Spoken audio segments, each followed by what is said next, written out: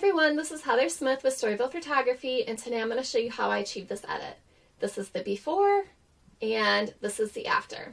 I used the Canon R5 and the 200mm 2.0 f lens. My settings were 2.0 f, 320 ISO, and 2500 shutter speed. The first thing I did was open my image into Lightroom, and then I'm going to straighten it and crop it in a little bit using this tool.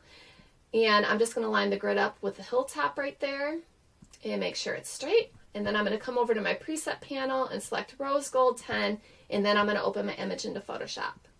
Okay, now that I am in Photoshop, I'm going to go ahead and make a copy of the background layer, selecting Command J, and then I'm going to come up to my filters. I'm going to go to my Camera Raw filter, and then I'm going to come over to my presets, and I'm going to hit Simplicity preset number 2. And this is the before and after, which is the preset applied. And then I'm going to come up to my layer, flatten image. And I'm going to run the painterly action. Always run it on the background layer, guys. Hit play. And the only thing I'm going to use here is the painterly base. I'm going to turn it down to about, 65%. Enter. And then using a soft black brush at 100% opacity, I'm just going to mask it off where I don't want it and bring back some of the features and details. It is so cute, guys. This is probably the 4th year in a row that we have done pictures with my parents as Santa and Mrs. Claus. And my children, it totally beats going to the store, and it makes it so much more personal than just a random Santa Claus. Nothing wrong with it, but I just love having these memories. And this year, my daughter asked if they could dress up for reindeer, and I was like, that is an absolutely wonderful idea. I just loved it. So here they are as Santa, Mrs. Claus, and the reindeer. That's the before and after with the painterly. And now I want to come over and grab my Dodge and Burn, hit play, open up my big grouping. I'm going to go into the Dodge and Burn clothing. And for here, I'm just going to hit the extra burn. Soft white brush, since it's on a black mask, 100% opacity. And I'm just going to paint this on their deer outfit. And just bring a little bit of that color back in there. And that looks good to me. That's the before and after there. I'm going to come over to the burn for their skin and hair. And I'm just going to outline my daughter's face here a little bit. Come over here and darken the shadow on my son's face. And that is good to me. Now I'm going to come to the Dodge. It's going to look really strong at first. Just going to paint that on her. There we go. To about 16%. And that's the before and after so far, guys. And then I'm going to come up to the environment, and we're going to do some extra Dodge. Soft white brush, 100% opacity, and I'm just going to paint this on the background.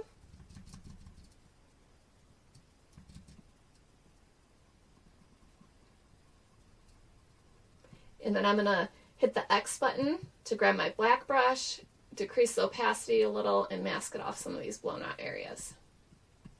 Okay. And that looks good to me. So that's a before and after with the ultimate Dodge and Burn. And now the next thing I want to do is add a little bit more color into their faces. When I used the Rose Gold preset, it kind of tamed their lip color down and made it more neutral. I want to bring some of that red back.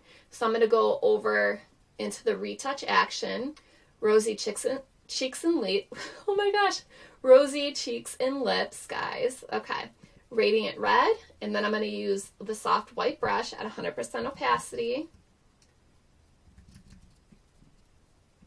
And then I'm going to turn it down to 0 and crank it up just a little bit. Their cheeks and lips are going to be a little bit brighter than I would normally do for this because they're reindeer and they're rosy and they're at the North Pole, right? So I'm going to go ahead and paint it on her lips. Here we go. Add a little bit onto this cheek over here. Same for my little guy.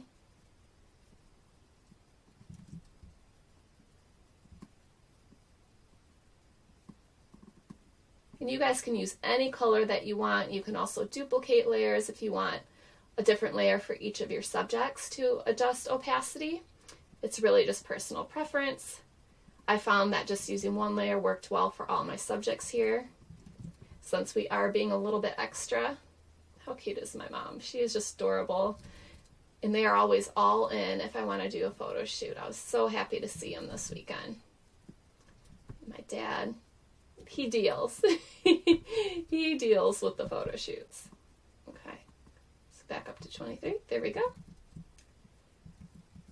And that's the before and after. And I want to come over to my daughter's eyes a little bit. And we have some adjusting we need to do here. So I'm going to add a new layer. And then I'm going to hold the option down and sample her skin color on this side. And I'm going to decrease the opacity to about like 50-ish%.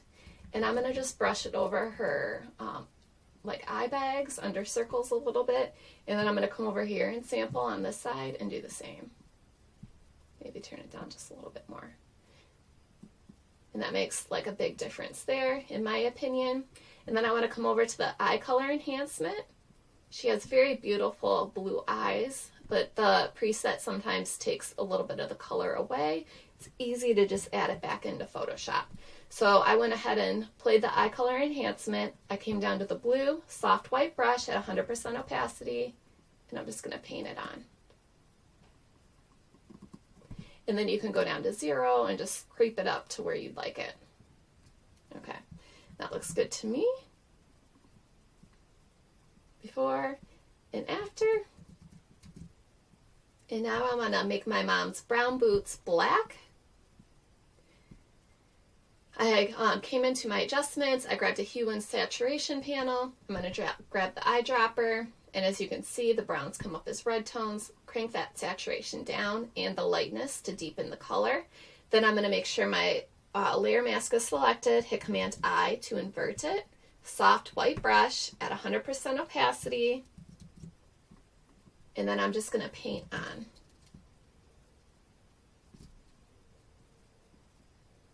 If you're printing or doing this for a customer, take your time, just like I say in all the videos, but in case you're just dropping in and you see how fast I'm working, spend a little bit more time to make sure you don't have halos. Nothing is worse than a halo, in my opinion. Okay. Really easy, but paying attention to details is so important, guys. Okay, there we go. And now I want to add some snow. So I'm going to go ahead and open up the Snow Day collection. The first one I'm going to grab is the, ooh, excuse me, I burped. Oh, gosh, y'all, I'm sorry about that. The Storyville Magical Overlay 11. Just drag and drop, screen mode. And then I'm going to turn it for it to be on the long ways. Stretch it out a little bit. There we go. And then I'm going to also come over here and grab the Magical Overlay 8. Same thing, screen. Oop, not lighten, screen. That gets away of the dark background, guys. You can do that on any of the Storyville overlays to get rid of the dark background. There we go. And then I want to group it together, so I'm going to hold the shift down and select the overlay under it. I'm going to hit the group box, add a layer mask, soft black brush at 100% opacity, and you can just mask it off wherever you don't want it. I'm going to just get rid of it on their face. You can always leave some on their face if you want it to like really look realistic. I prefer it this way. There we go. Before and after. And now I want to go ahead and flatten this whole image. Make a copy of the background layer. We're going to come into our camera raw filter one last time. And I'm going to come to my presets and I'm going to hit simplicity preset number 1. And then I'm going to turn the opacity down to 0 and just kind of crank it to where my eye likes it. And that looks good to me before and after. And that does it, guys. You can find everything I used here at www.storyvillephotography.com. This is the before and this is the after. Have a wonderful day, guys. Bye.